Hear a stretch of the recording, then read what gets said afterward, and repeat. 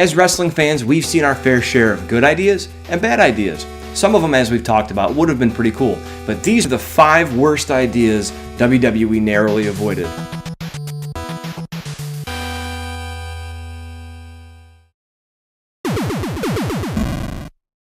We all know that Mike Tyson's involvement at WrestleMania 14 helped lend some much-needed credibility to the WWF as they were trying to fight back against WCW and the stranglehold they had on the ratings for Monday night.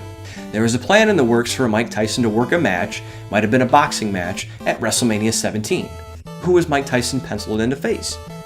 Was it The Godfather? Bob Holly? The One-Man Death Squad, Haku? Kurt Angle? Perry Saturn? Steve Blackman? The Undertaker? No, it was someone much tougher than that. Triple H. So apparently Olympic gold medalists, former karate masters, and a guy who could probably kill you without blinking an eye were not good enough choices to go up against the baddest man on the planet. Only Triple H could get that job done. Now, with all due respect, Triple H could probably turn me inside out by my ass, but we're talking Mike Tyson here. I'm not saying Mike Tyson competing at WrestleMania would be a mistake because obviously he's a colorful guy and a box office draw. I don't think anyone in their right mind would take Triple H and believe him as a credible challenge to a guy like Mike Tyson.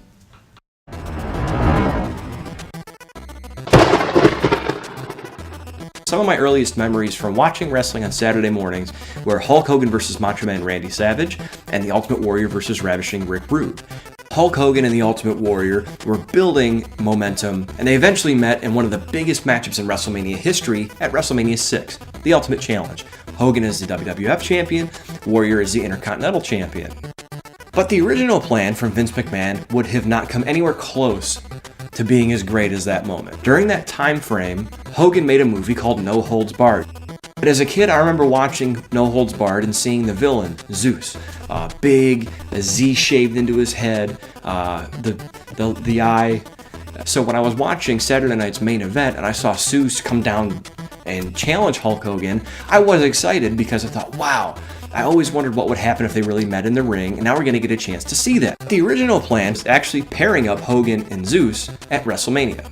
There was one huge, glaring issue with this. He was an actor that they trained to act like a wrestler. Zeus was every bit as bad in the ring as he was at doing crossword puzzles. His offense consisted mainly of pounding, strangling Hulk Hogan, and snapping his neck. I don't know how that fits in with the PG atmosphere, but what are we going to do? So after tag team matches at SummerSlam and Survivor Series, they finally came to their senses and realized that Hulk Hogan vs. Zeus was going to be an incredible disaster at WrestleMania 6, and I for one am glad that we did not get to see it.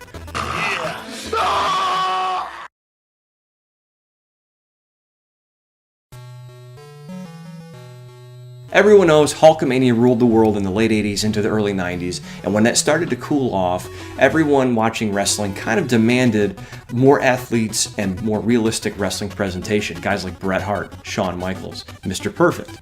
Big muscles and freak show matchups were out, good wrestling and athletes were in. But Vince McMahon wasn't ready to give up on his size fetish just yet. With Lex Luger being pushed as the next up-and-coming star, Vince McMahon laid the groundwork for another plan that he thought would turn things right around. Hulk Hogan versus the Giant Gonzalez. So Giant Gonzalez, if you don't know, was 7 feet 7 inches tall. He wasn't really mobile. He didn't do much in the ring other than stand in the ring with his arms above his head, stomping and chopping, with an airbrushed bodysuit with a big bush between his thighs. It was interesting to say the least. Hulk Hogan and Andre the Giant worked because Andre had a 20-year story, was one of the first huge international attractions in the wrestling business, and then Hulk Hogan was the next guy to come up from underneath and to be the first real global star, as they say. Those guys clashed, and it was magic because Andre was a great psychologist. Hogan was a good psychologist as well, even though his wrestling skills were not up to par with other guys that were technically gifted. And the fact that they finally had a guy that was bigger than Andre the Giant was an interesting marketing concept. However, he was nowhere near the worker Andre was, even when Andre was in his less mobile days. Hogan didn't have the mystique, he didn't have the physique, and people were kind of seeing him as a guy that needed to go away for a while, not necessarily take up the mantle as the star of the company again. We know that the WWE has had a laundry list of McMahon-related storylines. This one really takes the cake. Wrestling has always been a little lowbrow. For a guy who says, "We're not wrestling, we're entertainment." He hates wrestling so much that he can't even bring himself to say the word properly. The World Wrestling Federation, WrestleMania, the superstars of wrestling, World Wrestling Federation, wrestling.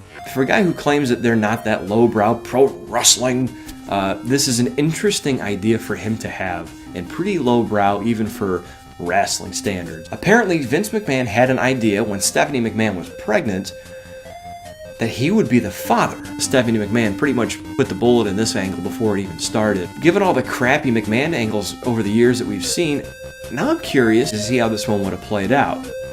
You are the father. If you want another baby, I'm your genetic jackhammer.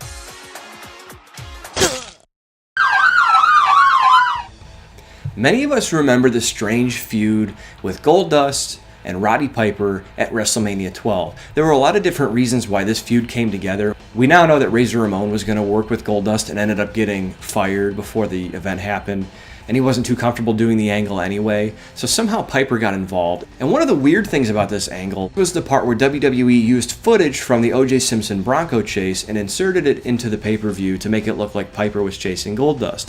Even stranger, to top all this, is that O.J. Simpson was originally factored in to play a part at WrestleMania 12. This is the trial of the century, the case of all time. The media circus that was the O.J. Simpson trial would have given WWE a huge boost of attention at a time when some were saying they were in danger of going out of business. 49 cameramen, 25 anchors, 20 producers I could see, but a lot of them were inside a truck.